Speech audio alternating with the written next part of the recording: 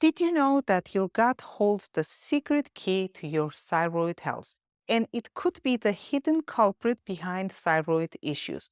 So while your thyroid and your gut may seem like completely separate systems, they're actually connected and they do affect each other. Welcome back. I'm Dr. Maria Azizian, a board-certified general surgeon and IFM-certified functional medicine physician. So let's start with a simple concept. Thyroid hormones regulate gut motility. So your thyroid produces hormones, and that help regulate the speed at which food moves through your digestive system.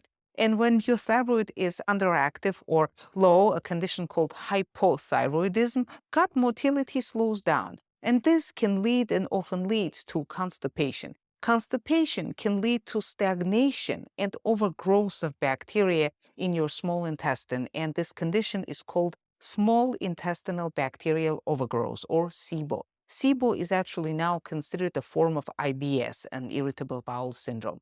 On the other hand, an overactive thyroid or hyperthyroidism can speed up digestion. And while this may sound like a good thing, it's actually not, because it can cause diarrhea and reduce the absorption of vital nutrients, leading to imbalances in your body. So now let's look at it from the standpoint of the gut, especially the gut microbiome. The gut microbiome influences thyroid function. First of all, gut microbiome is a collection of trillions of bacteria and other organisms in your digestive system, and it plays a surprising role in your thyroid health. Specific bacteria in the gut are responsible for converting T4, an inactive thyroid hormone, into T3, an active form of thyroid hormone. When your gut bacteria are out of balance, a condition called gut dysbiosis, this conversion process is disrupted, leading to reduced thyroid function. When we do an evaluation of thyroid conditions in our clinic, the patients are always surprised to find out these amazing connections.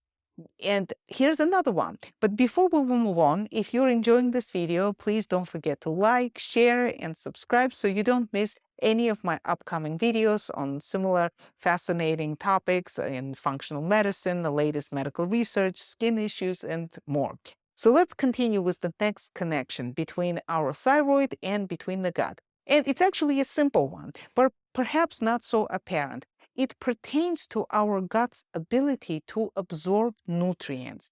So our gut is responsible for absorbing key nutrients your thyroid needs to function properly. And what are those nutrients that are vital for thyroid hormone production? Those are iodine, selenium, zinc, and iron.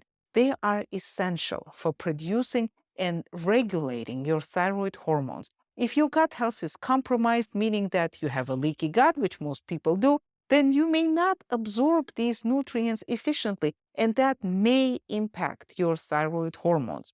The next point that I would like to focus on may come as also a surprise to some of you, and interestingly, I see a lot of it in our clinic where we treat patients with gluten sensitivity and celiac disease. Gluten sensitivity and celiac disease are strongly linked to this autoimmune thyroid condition that is called Hashimoto's thyroiditis. Interesting fact about Hashimoto's thyroiditis. Hashimoto's is the most common cause of low thyroid or hypothyroidism. However, not everyone with Hashimoto's develops hypothyroidism. So what is the connection between gluten issues and Hashimoto's thyroiditis? Why is there a connection? There is actually a fascinating connection here. Gluten, first of all, is a protein found in wheat, barley, and rye, and it contains amino acid sequences that closely resemble proteins in the thyroid gland. In individuals with gluten sensitivity or celiac disease, the immune system attacks gluten as a perceived threat. However, because of molecular similarity, the immune system may mistakenly target the thyroid gland as well. This phenomenon, known as molecular mimicry, can lead to the production of thyroid-specific antibodies, such as anti-thyroglobulin TG and anti-thyroid peroxidase, TPO, which are hallmarks of Hashimoto's thyroiditis. Eliminating gluten from the diet has been shown to reduce these thyroid antibodies and improve symptoms in certain patients. Additionally, remember we just discussed the nutrients that are needed for normal production of thyroid hormones. And here there are iodine, selenium, zinc, and iron. In patients with celiac disease or gluten sensitivity, there is impaired absorption of these nutrients due to a leaky gut, and that also contributes to thyroid problems. So how do we address these issues? Well, let's look at my dietary recommendations to address both your gut and your thyroid. First of all, incorporate selenium-rich foods, such as Brazil nuts. 1 to 2 per day is enough because they're very dense. They're very effective. Also, sunflower seeds, eggs, fish like salmon and tuna contain selenium. Next, add zinc in foods like pumpkin seeds, chickpeas, lentils, beef. Add iron in foods like spinach, red meat, beans, lentils, and fortified cereals. And also pair this plant-based iron with sources of vitamin C, like citrus, bell peppers, to enhance absorption. Eat prebiotic-rich foods, and prebiotics feed healthy gut bacteria. Prebiotics foods are garlic, onions, leeks, asparagus, bananas. They're excellent choices. Include, of course, probiotic foods. Incorporate fermented foods like yogurt, if you're okay with dairy, kefir, sauerkraut, kimchi, and kombucha into your diet. And of course, avoid inflammatory foods such as processed foods, refined sugars, and trans fats that can worsen inflammation and gut permeability. Also, if you have celiac disease or gluten sensitivity, please eliminate gluten from your diet.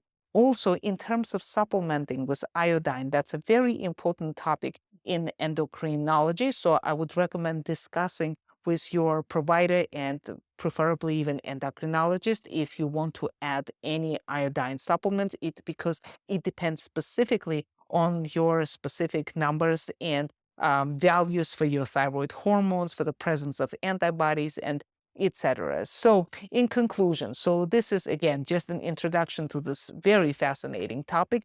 Thank you so much for watching, and please like, share, subscribe. Until next time, bye-bye.